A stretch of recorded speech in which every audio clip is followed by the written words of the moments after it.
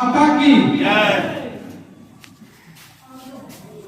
आज संग्रामपुर प्रखंड के इस ऐतिहासिक रामपुर धर्मशाला में उपस्थित तमाम भाइयों की, बुजुर्गों की इस ऊर्जावान और गरिमामयी उपस्थिति में हम सब इकट्ठे हुए हैं।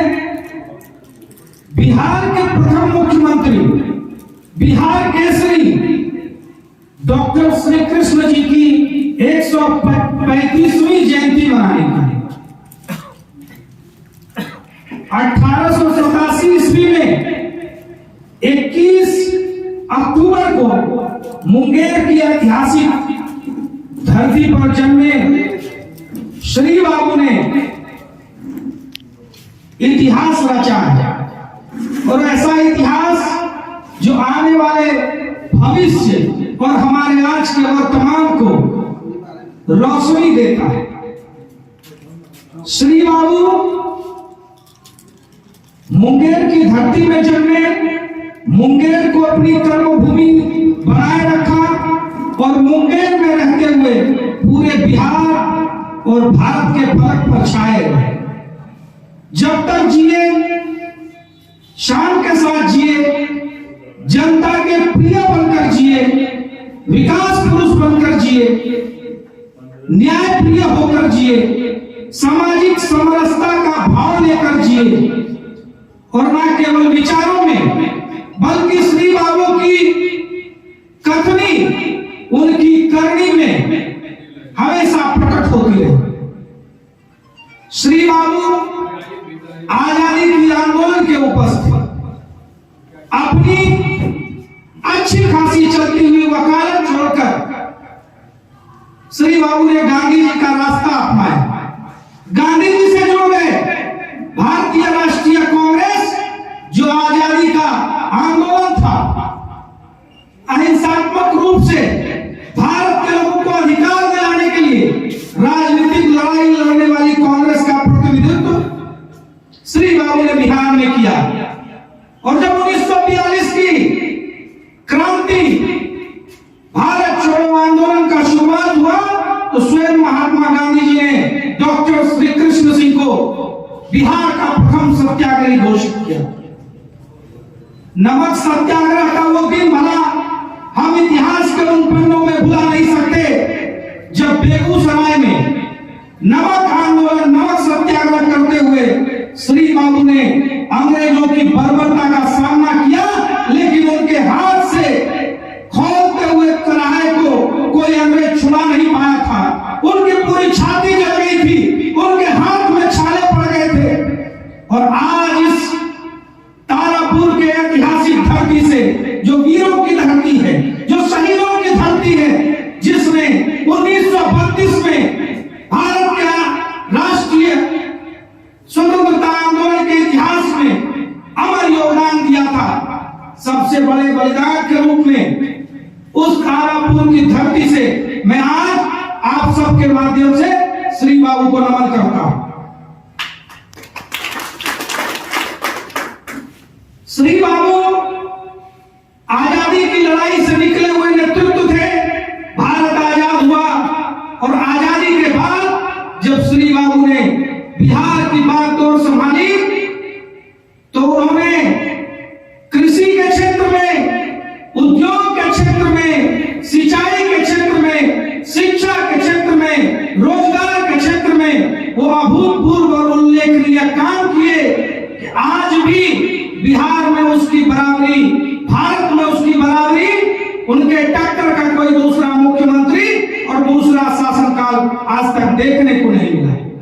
उनके शासनकाल में जब प्रधानमंत्री थे डॉक्टर जवाहरलाल नेहरू जी ने एक टीम को भेजा था फोर्ड फाउंडेशन को अध्ययन करने के लिए, तो उस टीम ने भी पूरी एक रिपोर्ट बनाकर दी थी और उस रिपोर्ट में यह स्पष्ट तौर पर लिखा था कि बिहार में प्रति व्यक्ति आय दूसरे नंबर पर है। बिहार भारत की दूसरी सबसे बड़ी अर्थव्यवस्था है और बिहार विकास के तमाम मानकों में अग्रणी राज्यों में खड़ा था। आज हमारा बिहार कहाँ है, बीच में हम क्यों पिछड़ गए, ये सब सोचने का विषय है। महापुरुषों की जयंती केवल माल्यार्पण के लिए, दीप जलाने के लिए, इसके लिए नहीं है, उनके विचारों का चिंतन करने के लिए और उनके विचारों का चिंतन करके अपने समाज जीवन में, अपने राजनीतिक जीवन में उतारने के लिए, हमारे कर्मों में उतारने के लिए।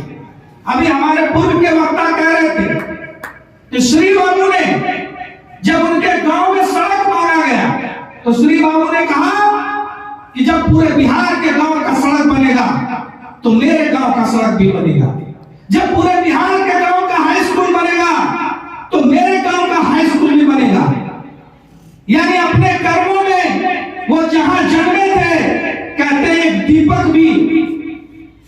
भी जलता है, उसके तले भले अंधेरा रह जाए लेकिन उसका प्रकाश चारों तरफ फैलता है। तो दीपक के समान उन्होंने अपने प्रकाश को पूरे बिहार में फैलाया। और आज की राजनीति कहां चली गई है, इसका चिंतन भी आप सब लोग करिएगा।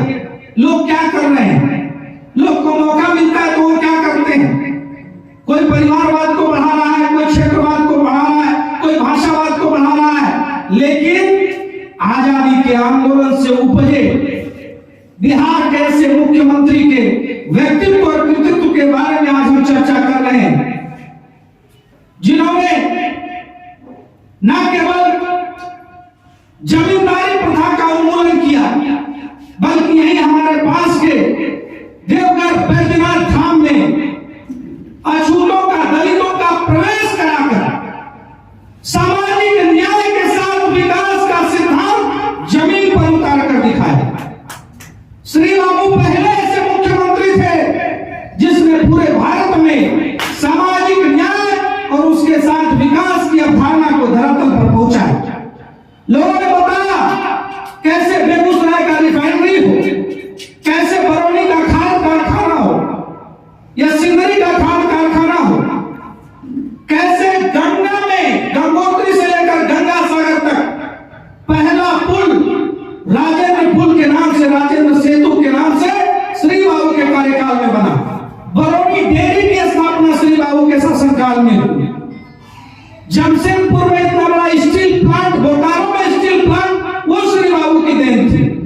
औद्योगिक क्षेत्र में इतनी लंबी क्रांति हुई, शिक्षा के क्षेत्र में बिहार विश्वविद्यालय, भागलपुर विश्वविद्यालय, रांची विश्वविद्यालय, कृषि शिक्षा के लिए पूसा और सवाल कृषि विद्यालय, महाविद्यालय, उसकी स्थापना श्री बाबू के शासनकाल में हुई।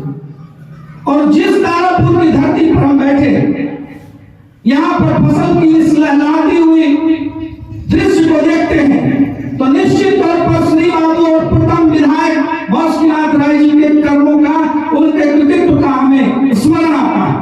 बड़ुआ जलाशय परियोजना कोई साधारण काम नहीं था, लेकिन बाद के दिनों में उसका जीर्णोद्धार करने की भी फुर्सत लोगों ने महसूस नहीं की। श्री बाबू अकेले नहीं थे, श्री बाबू जब मुख्यमंत्री बने तो वो बिहार की कमान संभालते थे, लेकिन लगातार बासुकीनाथ राय जी, जयमंगल सिंह शास्त्री जी, नंद कुमार सिंह जी, ऐसे तमाम लोग हुए जो उनके बाद तारापुर क्षेत्र को, मुंगेर को और आसपास के इलाके को संवर्धित करने में, उसको विकसित करने में अपना खून पसीना बहाते रहे। तो आज ऐसे महापुरुष की जयंती है जिन्होंने जाति भेद से ऊपर उठकर, अपने परिवार से ऊपर उठकर सबको गले लगाने का काम किया, सबको एक करने का काम किया। तो ऐसे महापुरुष के लिए आज हम सबको अपने अपने जीवन में कुछ संकल्प लेकर यहां से जाना चाहिए कि हम भी जब आज इस कार्यक्रम से उठकर जाएं तो अपने गांव और समाज में श्री बाबू के आदर्शों को अपने चरित्र में उतारने की कोशिश करें। और राजनीतिक हृदय की विशालता और धैर्य और प्रकांड पांडित्य, अनुशासन श्री बाबू के चरित्र में कूट कूट कर भरा हुआ। एक कहानी मुझे किसी ने सुनाई थी कि मुजफ्फरपुर की एक आम सभा में श्री बाबू पहुंचे और श्री बाबू जब सर्किट हाउस में रुके हुए थे तो आईबी के कुछ लोगों ने, जिला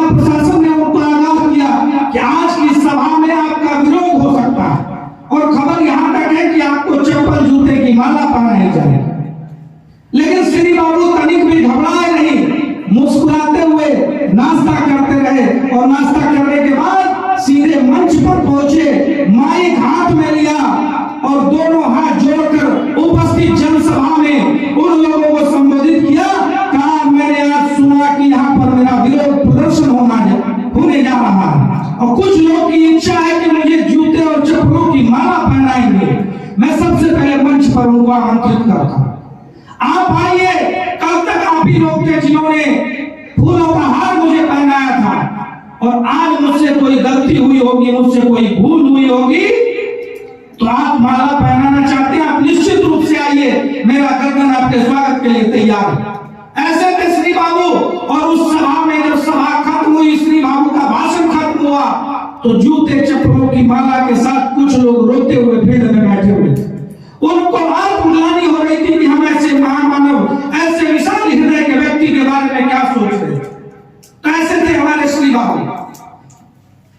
आज तो जरा जरा सी राजनीतिक विरोध के कारण लोग बदला लेने पर उतारू हो जाते हैं, पुलिस से पिटवा दिया करते हैं और जब चलते हुए कारपेट में भीड़ में कहीं कुछ बात हो जाए तो उसका बात से बतंगड़ भी बनता है।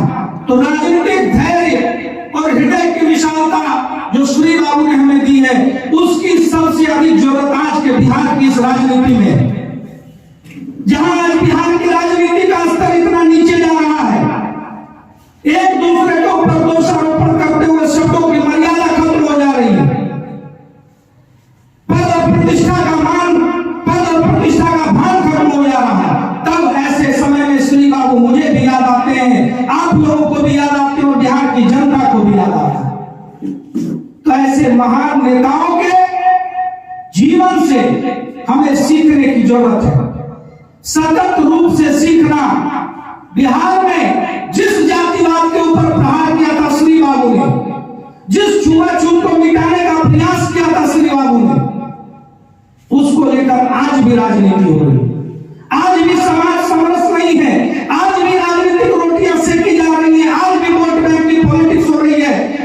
लोग उठ करके ये नहीं कह सकते कि सभी समाज हमारे साथ, सबको साथ लेकर चलना ये राजनीतिक जीवन की सबसे बड़ी पूंजी।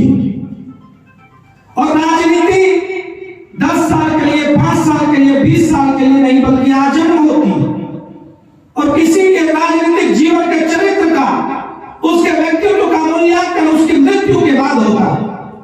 अगर हम सामने उपस्थित हैं तो सभी लोग वाहवाही करते हैं, लेकिन वो महामानव कहलाता है जिनके जाने के 135 वर्ष बाद भी आज भावना के साथ इतने सारे लोग यहाँ उनकी याद में, उनके स्मरण में इकट्ठे हुए और उनके व्यक्तित्व पर चर्चा को गंभीरता से सुन रहे हैं। तो सोचिए, और बिहार में कौन चलन चल पड़ा, यह सब भी सोचने की बात है। आज के वर्तमान में भी झांकने की जरूरत है। महापुरुषों को जाति से जोड़कर निवेदक में जातीय समितियों का, जातीय सेनाओं का, जातीय संगठनों का नाम लेकर जयंती और पुण्यतिथि मनाने की कवायद पटना से लेकर बिहार के तमाम जगहों में वो दिखाई पड़ता है। और मुझे बहुत प्रसन्नता है कि मंच से लेकर सामने तक आज जो इस धर्मशाला में उपस्थिति है वो सर्व समाज की उपस्थिति है और इसकी मुझे प्रसन्नता है कि मैं इस कार्यक्रम में सहभागी हूं। वरना किन किन महापुरुषों को लोगों ने छोड़ा, सबको जातियों में बांध दिया, जिन्होंने पूरा जीवन अपने समाज से निकलकर जिले में नाम कमाया, जिले से निकलकर राज्य में नाम कमाया, राज्य से निकलकर देश में नाम कमाया, अपनी जाति से निकलकर दूसरी जातियों में, फिर पूरे समाज में, पूरे देश में नाम कमाया। ऐसे लोगों को, उनके संघर्ष को कम करके आप भाग रहे हैं यदि आप उनको जाति के खांचे में बांधना चाहते हैं। चाहे वो किसी भी जाति के नेता रहे हो, महापुरुष रहे हो, उनकी कोई जाति नहीं रह गई। उन्होंने पूरा जीवन संघर्ष किया अपनी पहचान को बड़ा करने में, और आज जब हम उनको जाति के रस्सी में बांधते हैं तो हम उनकी पहचान को छोटा कर रहे हैं केवल अपने फायदे के लिए। तो ये जो चलन है इसको भी समाप्त करने की आवश्यकता है।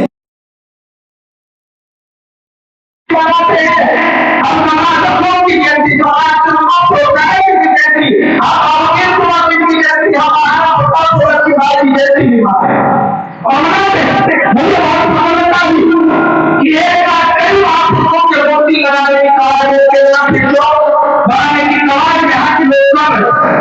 और इस सब पुनीत कार्य में मंचासी अतिथियों और यहाँ उपस्थित युवाओं बुजुर्गों का जो सहयोग, उत्साह और ऊर्जा मुझे दिखाई पड़ रहा है, वो हृदय से वंदनीय है।